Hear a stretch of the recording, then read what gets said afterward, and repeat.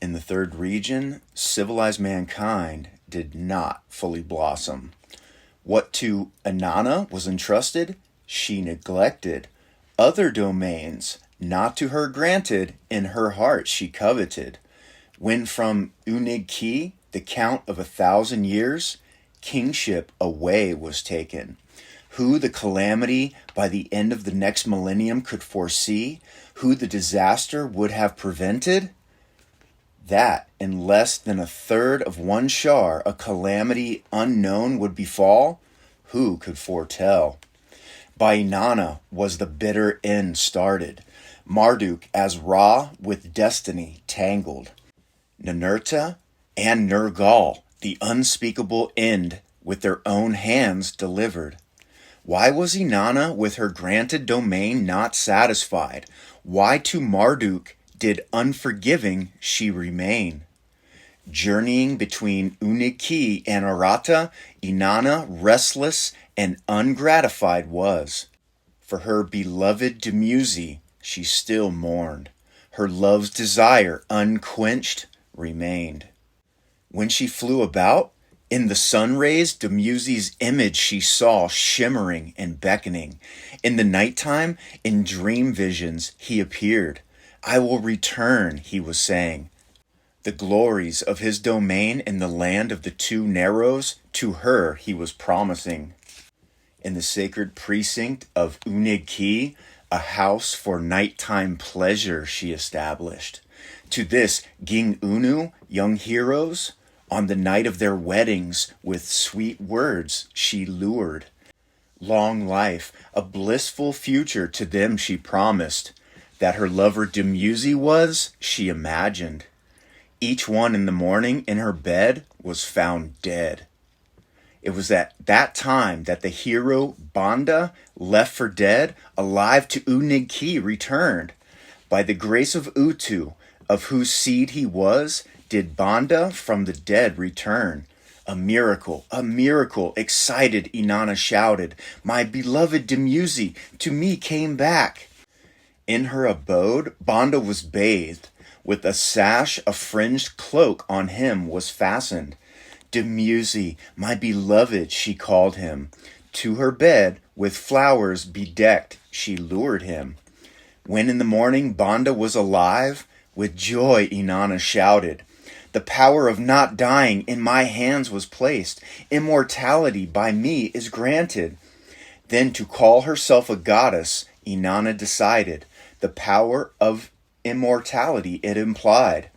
Nanar and Ningal, Inanna's parents, by her proclamation were not pleased. Enlil and Ninurta, by Inanna's words, were disconcerted. Utu, her brother, was bemused. The dead to revive is not possible, Enki and Ninarsag to each other said. In the lands of Ki-Engi, the people their good fortune praised. The gods are among us. Death they can abolish. So to each other the people said. On the throne of Unig-Ki, Banda, his father Inmerkar, succeeded. Lugal, great man his title was. The goddess Ninsun of Enlil's seed took him to be her spouse. The hero Gilgamesh, their son, on the throne of Unig-Ki, Lugal Banda followed. As the years passed and Gilgamesh grew older, of life and death to his mother Ninsun he spoke, about the death of his forebears. Though of Anunnaki descended, he wondered, do gods die? His mother he asked. Shall I too, though 2/3 divine, as a mortal over the wall climb? So to her he said, as long as on earth you abide, the death of an earthling will you overwhelm. Ninsun to her son said, but if to Nibiru you will be taken, long life thereon you will attain. To take Gilgamesh aloft, to Nibiru journey, Ninsun to Utu the commander appealed. Endlessly Ninsun to Utu appealed. Day after day with him she pleaded. Let Gilgamesh to the landing place go. Utu in the end agreed. To guide and protect him, Ninarsag, a double of Gilgamesh, fashioned. Enkidu, as by Enki created, was he called. Of a womb he was not born, blood in his veins was not. With the comrade Enkidu, Gilgamesh to the landing place journeyed. Utu with oracles his progress oversaw. At the entrance to the cedar forest, its fire-belching monster their way blocked. With trickery they the monster confused, to pieces it they broke. When the secret entrance to the tunnels of the Anunnaki they found, by the bull of heaven, a creature of Enlil, with deathly snorts they were challenged. To the gates of Unig-Ki the monster them chased. At the city's ramparts, by Enkidu it was smitten. When Enlil this heard, with agony he cried. In the heavens of Anu was his wailing heard. For in his heart Enlil well knew, bad indeed was the omen. For having the bull of heaven slain, to perish in waters Enkidu was punished.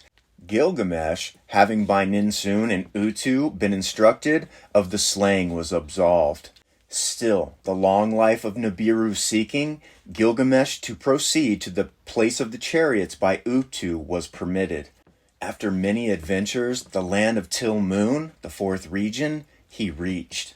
Through its subterranean tunnels he proceeded. In a garden of precious stones, Ziusudra he met. The events of the deluge Ziusudra to Gilgamesh related. The secret of long living to Gilgamesh he revealed. A plant in the garden's well was growing. Ziusudra and his spouse from getting old it prevented. Unique of all the plants on earth it was. By it a man full vigor can retain. Man at old age is young again. This is the plant's name, Ziusudra to Gilgamesh said. A gift of Enki, with Enlil's blessing, on the Mount of Salvation to us was granted. When Ziusudra and his spouse were asleep, Gilgamesh to his feet stones tied. Into the well he dived. The plant of being young again he grasped and uprooted. With the plant in his satchel, through the tunnels he hurried. To Unig-Ki he made his way. When he tired and was asleep, a snake by the plant's fragrance was attracted. The plant did the snake snatch from the sleeping Gilgamesh. With the plant it vanished. In the morning, his loss discovering, Gilgamesh sat and wept. To Unig-Ki empty-handed he returned. As a mortal, therein he died. 7 more kings in Unig-Ki after Gilgamesh reigned. Then its kingship to an end came. Precisely when the count of 1,000 earth years was completed, it was. To Urim, the city of Nanar in Ningal, was kingship of the first region transferred. To all these matters that in the other regions were occurring, Marduk much heed gave. By Inanna's dreams and visions, to Dumuzi's domain alluding, Ra was disturbed. To counteract Inanna's schemes of expansions, he was determined. In the matters of resurrection and immortality, he found much to ponder. The thought of divine godship to him greatly appealed. To be a great god himself, he announced. By what to Gilgamesh, in good measure an earthling, was permitted, Ra was angered. But a clever way within the loyalty of kings and people to retain, he deemed it. If demigods the gateway to immortality are shown, let this to the kings of my region apply. So did Marduk in the second region by the name Ra known to himself words say. Let the kings of my region of Natiru offspring be, to Nibiru in an afterlife journey. So did Ra in his realm decree. The kings how to build tombs facing eastward he taught. To the priest scribes a long book he dictated. The afterlife journey in detail in it was described. How to reach the Duat, the place of the celestial boats, in the book was told. How to there, by a stairway to heaven, to the imperishable planet journey. Of the plant of life partake, the waters of youth to satiation drink. Of the coming of the gods to earth by Ra, where the priests taught. Gold is the splendor of life, to them he said. The flesh of the gods it is, to the kings, Ra said. To make expeditions to the Abzu and the lower domain, gold to obtain, the kings he instructed. When by the force of weapons the kings of Ra lands not theirs conquer, his brothers' realms he invaded. Their ire he caused to arise and grow. What is Marduk up to? The brothers each other asked. That over us he tramples. To their father Enki they appealed. To Ptah his father Ra did not listen. To capture all the adjoining lands, the kings of Magan and Melhuha, Ra directed. To be the master of the four regions was his heart's plan. The earth is mine to rule, so adamantly to his father he said.